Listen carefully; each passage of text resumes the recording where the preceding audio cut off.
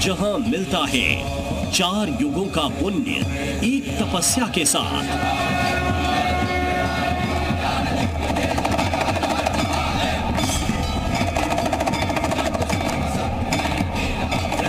प्रयागे माघ पर्यंत त्रिवेणी संगमे शुभे।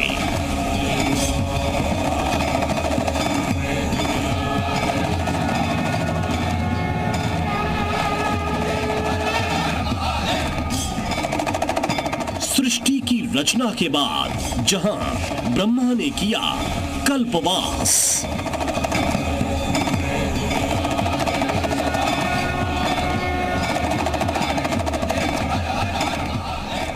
कलयुग में कल्पवास का धर्म, आध्यात्म और वैज्ञानिक रहस्य।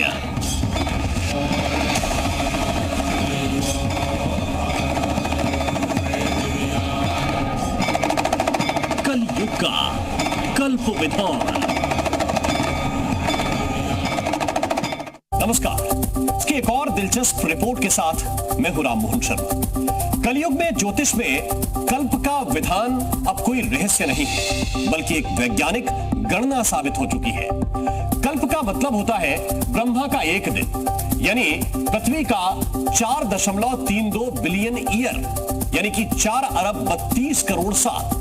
लेकिन इस गणना से अलग एक दिलचस्प रहस्य है। इन पूरे कल्प वर्षों का पुण्य 1 मास यानी 1 महीने में प्राप्त होने का। धरती पर इसे कल्पवास कहा जाता है, यानी वो समय जब देवता भी चाहते हैं कि काश वो मानव रूप में होते तो उन्हें संगम तट पर कल्पवास का मौका मिलता। उस पावन कल्पवास का पहला संयोग 21वीं सदी के 25वें साल में बन रहा है, तीर्थराज प्रयागराज में, गंगा यमुना सरस्वती के दिव्य संगम तट पर। तो आज की स्पेशल रिपोर्ट में आप समझिए कलयुग में कल्पवास का पूरा रहस्यमय विधान।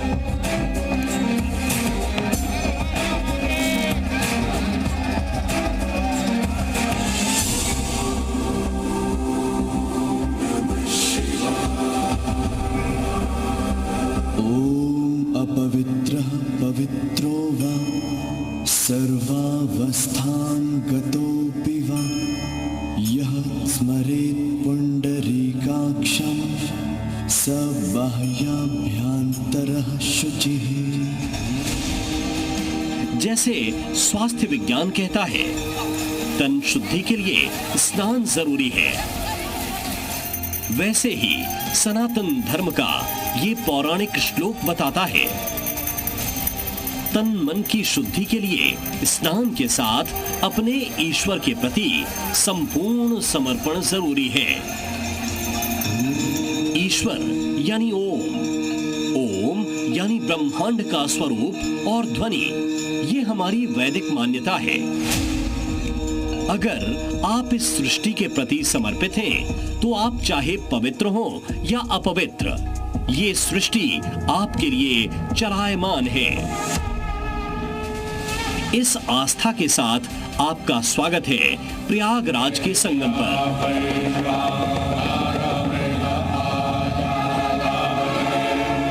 जहां 2025 के महाकुंभ में एक रहस्यमयी संयोग बन रहा है।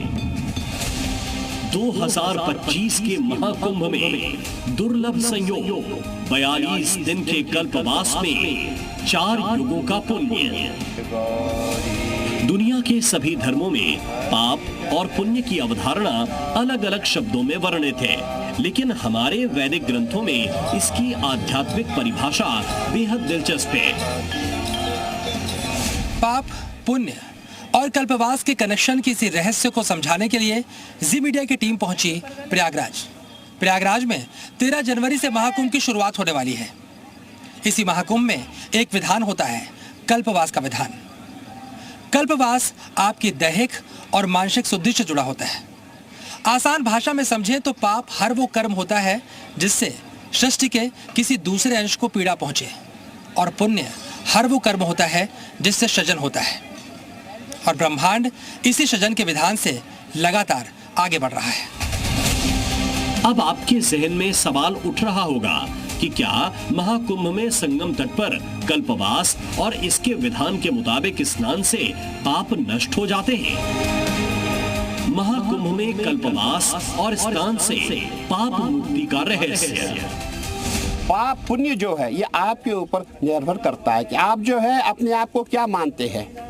अगर आपने गंगा जी में डुबकी लगाई तो आप ये मान के चलो कि मेरे जितने भी पाप है उससे मुझे जो है वो पाप समाप्त हो गए और पुण्य की प्राप्ति हो गई। कहने का तात्पर्य ये हम पे ही डिपेंड करता है कि हम अपने मन को कैसे रख सकते हैं। पाप और पुण्य को लेकर हमारी वैदिक मान्यता की तरह विज्ञान भी ये मानता है कि इंसान का दिमाग उसके कर्मों का पूरा बही खाता है। इस बही खाते में जो भी चीज दर्ज होगी, हमारा व्यवहार उसी तरह का होगा। लेकिन विज्ञान ऐसे नकारात्मक व्यवहार से मुक्ति का रास्ता नहीं बताता, लेकिन हमारे वैदिक आध्यात्म में इसका उपाय है।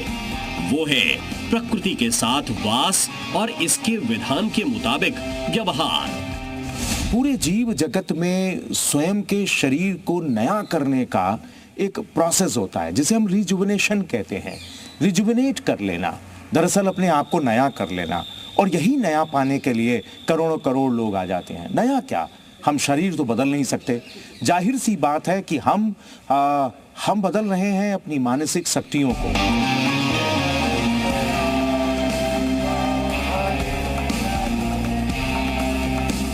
डॉक्टर धनंजय चोपड़ा इलाहाबाद विश्वविद्यालय की मीडिया स्टडीज के संयोजक हैं और महाकुंभ के आध्यात्मिक पहलुओं से जुड़ी कई पुस्तकें लिख चुके हैं।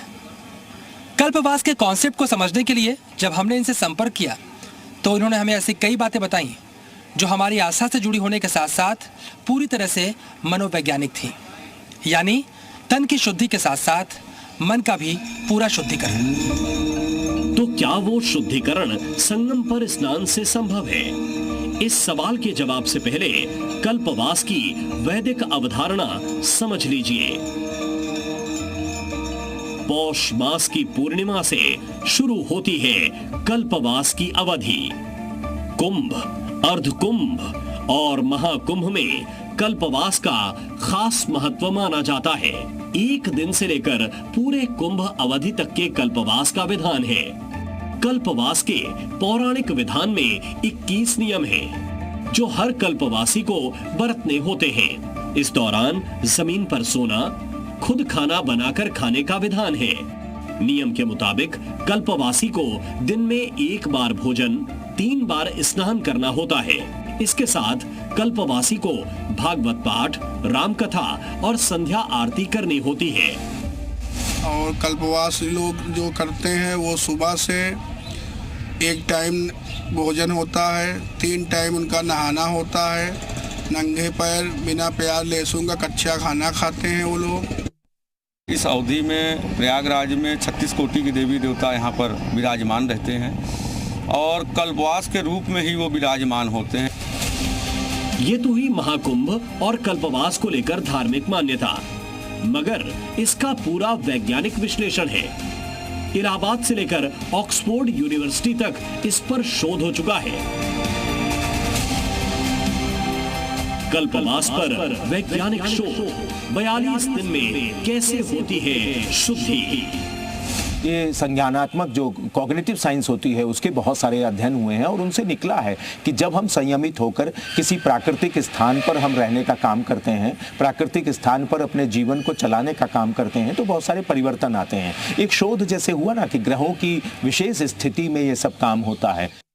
महाकुंभ का आयोजन ही ग्रहों की खास स्थिति के मुताबिक होता है। स्पेशल रिपोर्ट में आगे हम ये पूरी स्थिति आपको तफसील से बताएंगे, विस्तार से समझाएंगे। इसके साथ ही ये भी समझने की कोशिश करेंगे कि ग्रहों की खास स्थिति का असर हमारे तन मन पर कैसे पड़ता है।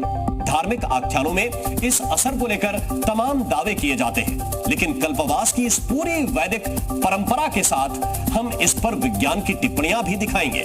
आखिर कल्पवास में कैसे मुमकिन होती है दैहिक और मानसिक शुद्धि की पूरी प्रक्रिया।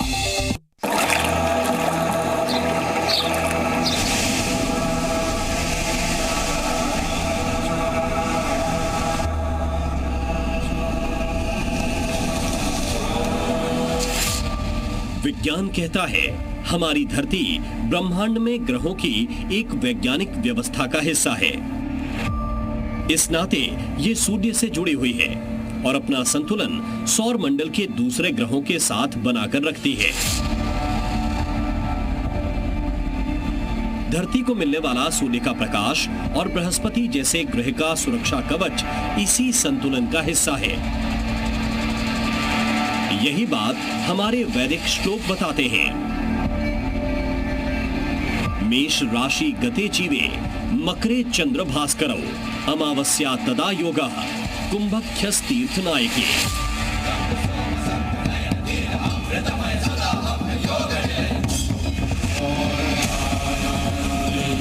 ये श्लोक बताता है कि प्रयागराज में हर 12 साल पर महाकुंभ का संयोग तब बनता है जब अमावस्या की तिथि पर बृहस्पति वृष राशि में और चंद्रमा और सूर्य मकर राशि में प्रवेश करते हैं।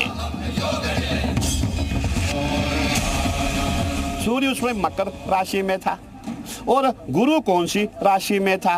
गुरु उस समय वृष राशि में था। तो ये सब देखा जाता है। जब ये सब पूरा जब हमारा जो पंचांग में जब पूरे ये ग्रह नक्षत्र की जब आपस में मिलते हैं, इनकी कैलकुलेशन होती जब मिलेंगे तभी जा करके उसको जो है अर्धकुंभ के नाम से, महाकुंभ के नाम से, माघ महीने के नाम से नाम दिया जाता है।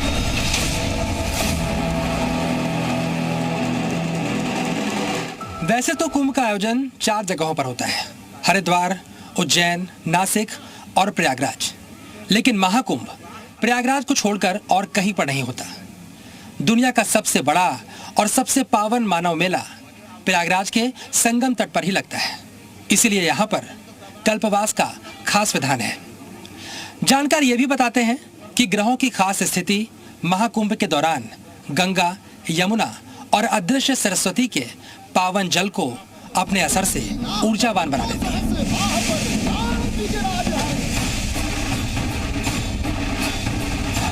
जानते हैं कि समुद्रों में ग्रहों की स्थिति के कारण ज्वार भाटा आता है, परिवर्तन तो पड़ता है। ये वैज्ञानिक रूप से सिद्ध है चीजें।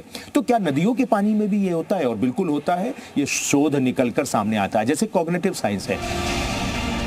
वैज्ञानिक शोधों के मुताबिक सौर मंडल में सबसे शक्तिशाली सूर्य और सबसे बड़े ग्रह बृहस्पति का आकर्षण संगम तट पर वैसे ही पड़ता है जैसे समुद्र का जल चंद्रमा की बदलती स्थिति की वजह से उद्वेलित होता है।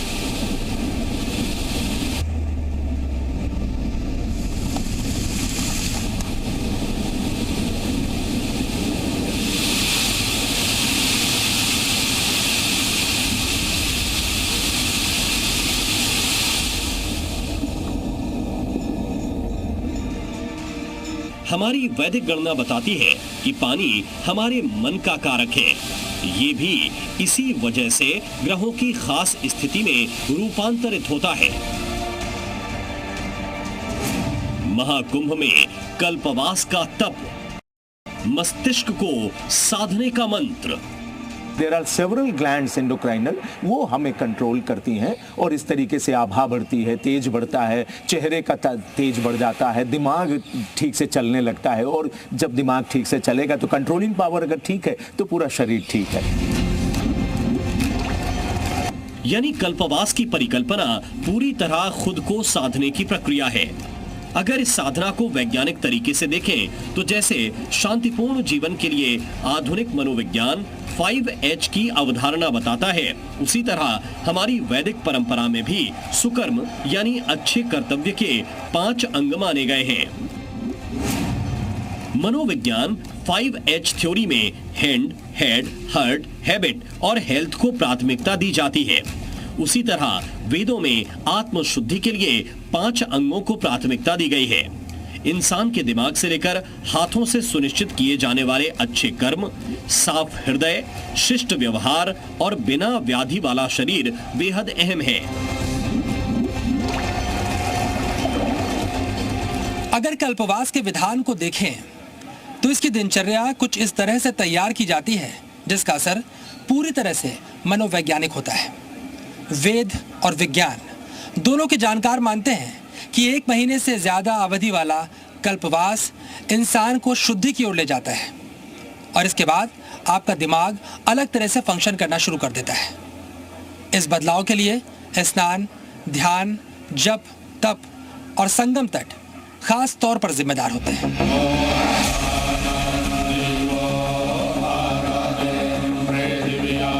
कल्पवास जो होता है, मन में जो भी कल्प है, जो भी दुख है, उसका त्याग होता है। उसके साथ ही कल्पवास जो लोग करने आते हैं वो कठोर तपस्या करते हैं।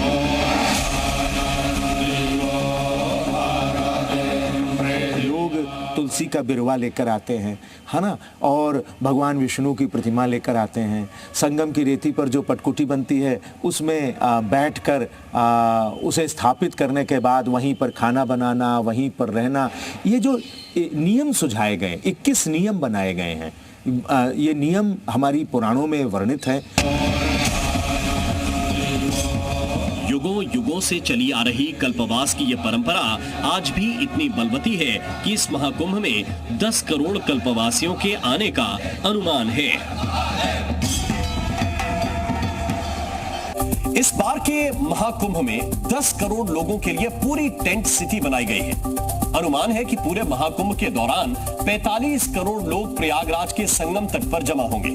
अब तक जितने कुंभ हुए हैं उनमें अगर कल्पवासियों की तादाद देखें तो ये 20 से 25% होते हैं। संगम तट के किनारे एक छोटी सी कुटिया, पौष माह की कड़ाके की ठंड, लेकिन आत्मबल ऐसा कि देखने वाले हैरान रह जाते हैं। स्पेशल रिपोर्ट के इस हिस्से में देखिए कठिन साधना का साक्षात रूप।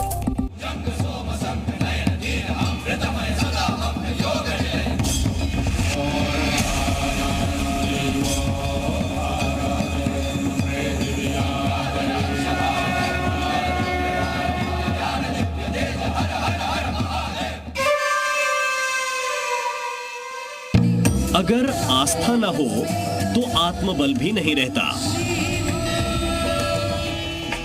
ये मनोविज्ञान भी कहता है और आध्यात्म भी।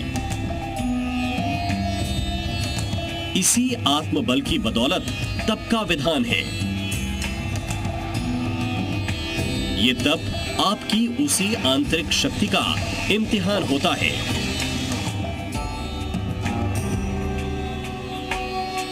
कल्पवास लोग जो करते हैं वो सुबह से 1 टाइम भोजन होता है, 3 टाइम उनका नहाना होता है, नंगे पैर बिना प्याज लहसुन का कच्चा खाना खाते हैं वो लोग। अब आस्था ये है कि महाकुंभ में कल्पवास 4 युगों की तपस्या जितना फल एक बार में दे जाता है। जैसा कि हमने पहले बताया, कल्प का मतलब सृष्टि के रचयिता ब्रह्मा का 1 दिन होता है। इस कल्प की पूरी गणना विष्णु पुराण और भागवत पुराण में खास तौर पर मिलती है। इसके मुताबिक एक कल्प सतयुग, त्रेता, द्वापर और कलयुग में कुल वर्षों के बराबर होता है। एक कल्प की अवधि ब्रह्मा के 1 दिन यानी 4 अरब 32 करोड़ साल होती है। हर कल्प के बाद प्रलय होता है, यानी पूरी सृष्टि की रचना नए सिरे से होती है। वेदों में ब्रह्मा की उम्र 100 वर्ष बताई गई है। इसके मुताबिक पूरे ब्रह्मांड की उम्र 311.04 लाख साल है।